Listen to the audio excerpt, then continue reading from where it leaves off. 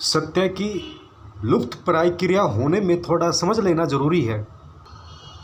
वो उपयोगी है सदा। सत्य की लुप्त होने की एक व्यवस्था है। वो व्यवस्था कैसी है? वो व्यवस्था ऐसी है कि महावीर ने जाना। स्वभावतः जिसने जाना वो उसे कहेगा जिसने नहीं जाना है, क्योंकि दूसरा अगर जानता ही हो तो कहना फिजूल है। एक बार ऐसा भी हुआ कि महावीर और बुद्ध एक ही गांव में ठहरे, लेकिन मिले नहीं। एक ही गांव में भी कहना ठीक नहीं, एक ही धर्मशाला के दो हिस्सों में ठहरे। एक पर बुद्ध ठहरे, एक पर महावीर ठहरे, एक ही धर्मशाला में। मिलना नहीं हुआ। लोग सोचते हैं बड़े ही अहंकारी हुए होंगे।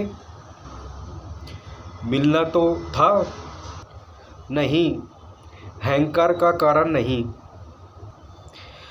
मिलना बिल्कुल बेईमानी, मीनिंगलेस था। कोई अर्थ ही ना था मिलने का। मिलना ठीक ऐसे ही था जैसे दो आईने को कोई आमने सामने रख दे।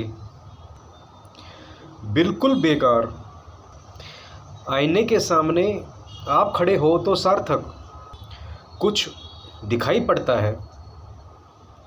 आईने के सामने आईने रख दे तो बिल्कुल बेकार। आईना आईना को रिफ्लेक्ट करता रहता है, कुछ भी मतलब नहीं होता। आईने आपस में बातचीत नहीं करते। आईने केवल चेहरों से बात करते हैं। बुद्ध और महावीर को पास बैठा दे तो जैसे दो शून्य पास बैठा दिए। उनका कोई अर्थ नहीं होता। शून्य को किसी अंक के पास बैठाएं तो अर्थ होता है। एक के पीछे शून्य रख दे तो 10 हो जाते हैं, दो के पीछे रख दे तो 20 हो जाते हैं, और दो शून्य को आसपास रख दे तो कोई मतलब नहीं होता।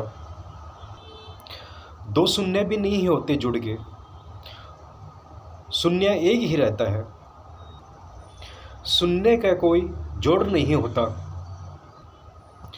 बुद्ध और महावीर नहीं मिले क्योंकि दो शून्य का जुड़ने का कोई अर्थ नहीं था। बात क्या होती? कहने को क्या था? बोलने को क्या था? बताने को क्या था? इसलिए सत्य को जब भी कोई जानता है, जो नहीं जानते उनसे बोलता है तो उपद्रव शुरू हो जाते हैं। जो नहीं जानता वो सुनता है। स्वभावतः जो कहा जाता है वो कभी नहीं सुना जाता, कुछ और ही सुना जाता है। हम वही सुन सकते हैं। हम वही सुन सकते हैं जो हम जानते हैं। अब बड़ी कठिनाई हो गई, बड़ा पैराडॉक्स हो गया। हम वही सुन सकते हैं जो हम जानते हैं। जो हम नहीं जानते वो हम सुन नहीं सकते। नहीं, सुन तो लेंगे, कान सुनने का पूरा काम कर देगी, लेकिन भीतर जो वो मन है वो समझ नहीं पाएगा। नहीं, समझ भी लेगा किंतु कुछ और समझ लेगा जो कहा नहीं गया है। नहीं, समझ भी लेगा, कुछ और ही समझ लेगा जो कहा नहीं गया है। हम वही समझते हैं जो हम समझ सकते हैं। कृष्ण अर्जुन से बोल रहे हैं। स्वभावतः अर्जुन वही समझेगा जो अर्जुन समझ सकता है। वो तो अर्जुन कभी नहीं समझ सकता जो कृष्ण बोल रहे हैं, क्योंकि कृष्ण अगर वो समझ सकते तो क्योंकि अर्जुन अगर वो समझ सकते तो कृष्ण का बोलना फिजूल हो जाता, बेकार हो जाता। गुरु और शिष्य के बीच फासला ना हो तब बातचीत हो जाती है, लेकिन तब बात बातचीत बेकार हो जाती है। और जब गुरु और शिष्य के बीच फासला हो तब बातचीत हो नहीं सकती। हालांकि तब बातचीत की ज़रूरत होती है। ऐसी संभाविक कठिनाई तो महावीर बोलते हैं उनसे जो नहीं जानते, बुद्ध बोलते हैं उनसे जो नहीं जानते। जो नहीं जानते हैं वो सुनते हैं, सुन के अर्थ निकालते हैं, अर्थ उनके अपने होते हैं। बुद्ध अगर 1000 लोगों में बोलते हैं तो 1000 अर्थ होते हैं। मैं आपसे जो कुछ कहूँगा इस भूल में मैं नहीं हो सकता कि आप उस सब से एक ही अर्थ निकाल लें। ये असंभव है। जितने यहाँ मित्र इकट्ठे हैं उतने ही यहाँ अर्थ लेके जाएंगे। उतने अर्थ यहाँ मेरे बोलने में नहीं है। मेरे बोलने में सुनिश्चित एक ही अर्थ है कि आप अपने अर्थ लेके जाएंगे। एडमंड बर्थ दुनिया का इतिहास लिख रहा था। कोई 15 साल उसने मेहनत की थी और आधा इतिहास लिख चुका था।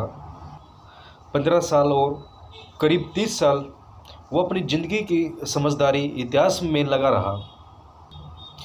सुबह से उठता था तो शाम तक लिखते ही रहता था, क्योंकि बड़ा था काम, ज़िंदगी थी छोटी और भरोसा नहीं था कि किताब पूरी हो सके।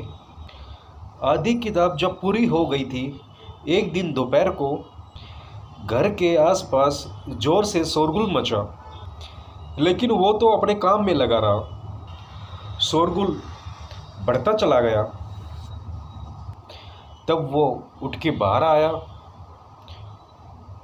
और पूछा बात क्या है। लोग भाग रहे थे। पूछा बात क्या है।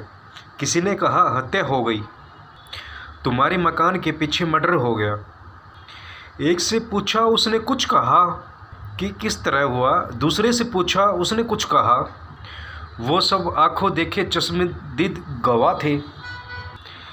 बरक भागा हुआ अपने मकान के पीछे पहुंचा। वहाँ लोग मौजूद थे, वहाँ भीड़ थी। लाश सामने पड़ी थी। हत्यारा पकड़ लिया गया था, लेकिन सबके वर्शन अलग थे। देखने वाला कोई कह रहा था कि जिम्मेदार कौन है, कोई कह रहा था कि जो मारा गया वो ठीक ही मारा गया, कोई कह रहा था कि जिसने मारा उसने बहुत बुरा किया, कोई कह रहा था कि हत्यारा जिम्मेवार नहीं है, कोई कह रहा था कि हत्यारा जिम्मेवार है। बरक ने सबसे पूछा और लौटकर जिस किताब में 15 साल मेहनत लगाई थी उसमें आग लगा दी। उसने लिखा कि जब मेरे घर के पीछे हत्या हो जाए और आंखों देखने वाले लोगों की गवाहियाँ गलत हो तो 5000 साल पहले क्या हुआ इसके बारे में मैं लिखूं, ये व्यर्थ है। इस झंझट में मैं नहीं पढ़ूंगा। बरक ने अपने पत्र में लिखा है कि इतिहास सरासर झूठ है, सच्चा इतिहास लिखा ही नहीं जा सकता। जैसे ही कृष्ण बोलते हैं सत्य बदलने लगा। जैसे ही पहुंचा दूसरे के पास रूप बदला, लुप्त होना शुरू हुआ। लेकिन ये तो मैंने बाहर की बात कही। अगर हम थोड़े और भीतर पहुँचे तो और भी एक कठिनाई है। सत्य जब बोला गया तब तो लुप्त होता ही है सुनने के कारण, सुनने वालों के कारण। लेकिन जब बोला जाता है तो बोलने की प्रक्रिया के कारण भी लुप्त होता है। असल में सत्य है विराट और शब्द है संगीन।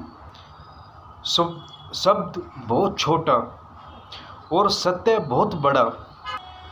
उस सत्य को जैसे ही कोई सत्य में रखने की चेष्टा करता है,